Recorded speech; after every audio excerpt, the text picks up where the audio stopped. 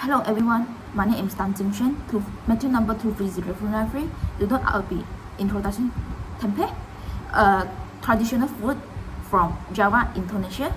Tempeh is made by fermenting raw soybeans using a special fungus which binds the beans into a firm cake-like form. Unlike tofu, tempeh keeps the entire soybean, making it richer in protein, easier to digest, and packed with nutrients like iron, calcium, and vitamin B. In terms of application, tempeh is incredibly versatile. It can be fried, grilled, or cooked with rice and vegetables. It's also commonly used as a meat substitute in dishes like stir fries and veggie burgers. Because of its firm texture, it holds its shape well during cooking and easily absorbs flavors.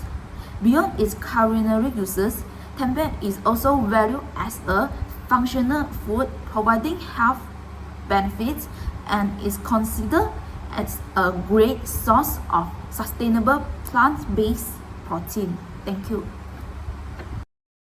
Microorganisms involved with taxonomy information.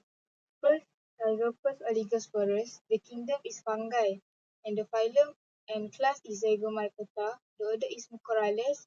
Family is Mucoraceae. Genus is Rhizopus, and the species is Oligosporus. The second microorganism is Enterococcus faecium.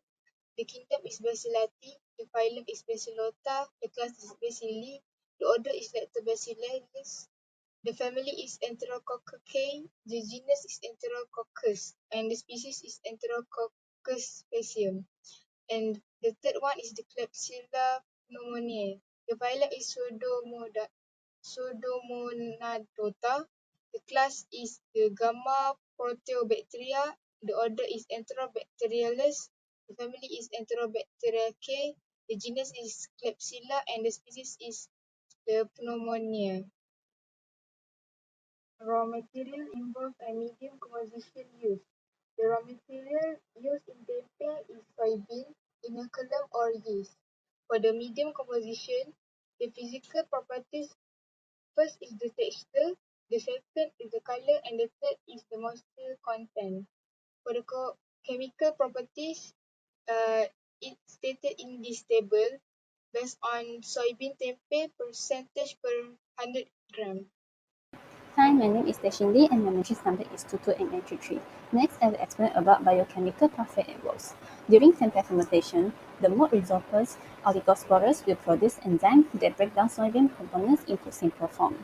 The proteases break down protein into peptides and amino acid. Next, lipase will act on fat, releasing fatty acid and glycerol, while phytases reduce fatty acid into inositol and phosphate.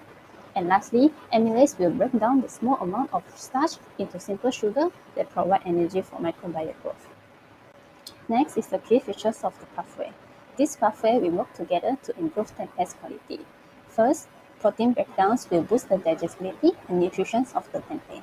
Next, lipid hydrolysis will enhance the flavors and the textures. Phytate breakdowns will help the body absorb important minerals like iron, zinc, and calcium more effectively. Moreover, the carbohydrate breakdowns will support the fermentation by feeding the molds and beneficial bacteria. And through vitamin synthesis, certain bacteria may produce B vitamins, including small amount of B12 and adding to the tempeh's nutritional value. Hi, I'm Joishna Murthy. My matrix number is 22910. Now I will be explaining the process condition involved in tempeh productions.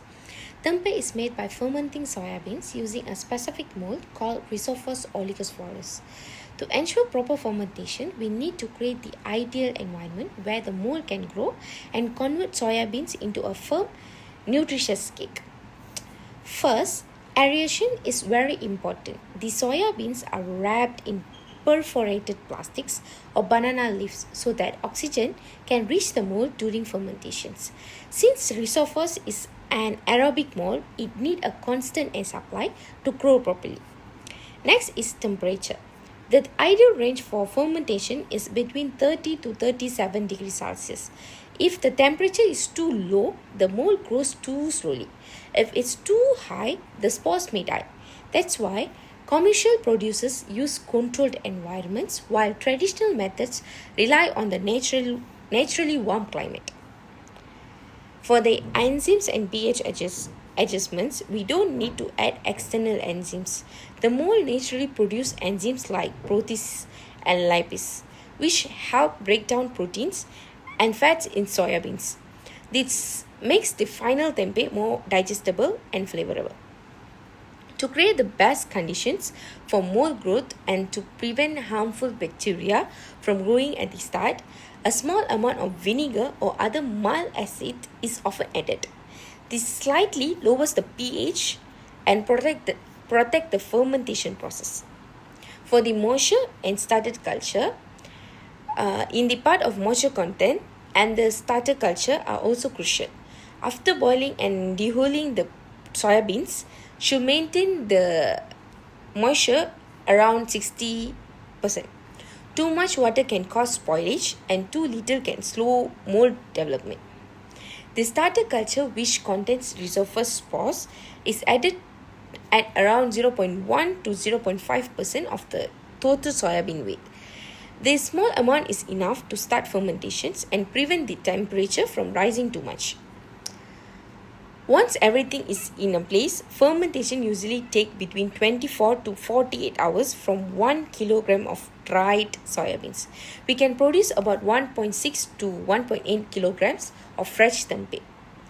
These conditions, from temperature and aeration to moisture and pH, don't just affect the quantity produced. They also determine the texture, taste, and overall nutritional quality of the tempeh. That's why both traditional and modern producers need to understand and control these factors carefully. Thank you. We're moving on to the downstream process of tempeh. After tempeh fermentation reach its peaks, usually after 36 to 48 hours, the downstream process begins. At this point, we need to stop the fermentation to avoid over-fermenting, which can cause off flavors, unpleasant texture, or even safety issues. This is done using refrigeration below 4 degrees Celsius, a brief steam or freezing depending on how the product will be stored or sold. Once fermentation is halted, the tempeh is cut into the different forms like blocks, slices, or crumbles based on how it will be used, whether for direct sale, cooking, or further processing. We are moving on to the packaging and storage. Packaging is a very important part of the downstream process. Common methods include vacuum sealing and modified atmosphere packaging or MAP, which help reduce oxygen and prevent spoilage. In some markets, producers also use sustainable or biodegradable packaging to reduce environmental impact. For storage, fresh tempeh is kept refrigerated and lasts up to 10 days. If frozen, it can be stored for several months. Tempeh can also be made into value-added products like flour, chips, or even plant-based burgers to appeal to different markets. And lastly, quality control and importance. Throughout this downstream process, quality control is essential. This includes checking the texture, color, aroma, and moisture, as well as doing microbial tests to make sure the tempeh is safe and consistent. A good downstream process not only ensures the product is high quality and safe to eat, but also extend its shelf life and improve its commercial value. Overall, this stage supports the success and sustainable of tempeh production, both for local consumption and larger scale industries. Tempeh is a traditional Indonesian food made from soybeans. It's firm so it can hold shapes well and it absorbs flavor easily. That's why it's popular in many dishes like curry and sandwiches. It is also healthy, which is high in protein and fiber and low in. Tempeh is also good for health.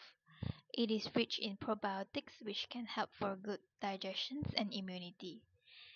Besides that, it also has high nutrients, vitamin K and D, which can help to strengthen our bone. Some studies says it may reduce inflammation and also help to lower cancer risk too.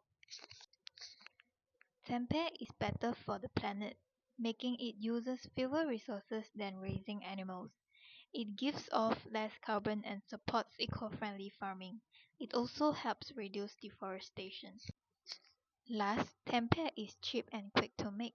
It's ready in just a day or two, so it can be sold fast. Farmers or small business can even use leftover crops to make it, turning waste into income. Now I will explain the first three challenges in tempeh production. First, we have the raw material issues. Using poor quality soybeans can easily lead to spoilage and bad textures in the final tempeh. The mold won't grow properly and the taste or structure may be affected. Also, if the supply of soybeans is inconsistent, it becomes hard to plant and keep production running smoothly. Second is soaking and dehealing. If the soybeans are soaked for too long, harmful bacteria may start growing, which can spoil the whole batch. But if we soak them for too long a time, the beans stay too hard and won't ferment properly. On top of that, the hulls are not removed completely. The mold can grow evenly on the beans, causing poor fermentation. Third is inoculation and contamination. Using the wrong amount of Rhizopus mold starter, either too much or too little, can make the fermentation fail. Cleanliness is also very important. If the tool surfaces or air are dirty, it can introduce harmful bacteria into the batch. Other microbes from the environment might also grow faster than the mold, disrupting the fermentation process. The first three steps are critical, and if anything goes wrong here, it can affect the entire tempeh production. Next, let's look at the remaining four challenges in tempeh production. Fourth is fermentation condition. Tempeh needs the right temperature and humidity to grow more properly, usually around 30 to 37 degrees Celsius. If the temperature is too low, the mold grows too slowly, and if it's too high, it may die or produce of smell. Also, if there is not enough airflow, fermentation can turn bad, resulting in uneven texture or spoiled edge. Fifth is hygiene and sanitation. Cleanliness is very important in food production. If the tools, equipment, or workspace are dirty, harmful bacteria can easily get into the tempeh. This is a big problem, especially for small producers who may not follow strict food safety procedures. Six is packaging and storage. Tempeh is still alive during fermentation, so the packaging must allow air to pass through. If packaging is airtight, the mold can suffocate and die. After fermentation, if tempeh is not kept cold, it will spoil quickly, usually just 1 to 3 days at room temperature. Lastly, the yield and consistency. During the whole process, tempeh lose a lot of weight, up to 28%. Also, changes in temperature, mold culture, or soaking time can make each batch come out slightly different in taste, textures, or nutrient. These four challenges show how important is it to control every part of the process from environment to packaging. In summary, tempeh production faces seven key challenges from raw material to packaging. By using better ingredients, controlling the environments, and maintaining hygiene, we can improve both safety and quality of tempeh. There's a few suggestions to improve the quality of tempeh. First, we start with high quality soybean selection. It's important to use non-GMO and high-protein soybeans to get better texture and nutrition. We also dehull the soybeans to help improve fermentation, air circulation, and overall flavor. Second, we use standardized starter cultures instead of natural inoculation. By using pure rhizopus strains like R. oligosporus, we can improve flavor, uniformity, and even increase antioxidant content in tempeh. Third, we control the fermentation conditions. That means keeping temperature between 30 to 37 degrees Celsius and humidity between 65 to 75%. We also need good airflow to provide oxygen and prevent carbon dioxide buildup. All these steps help produce tempeh with better texture and a longer shelf life.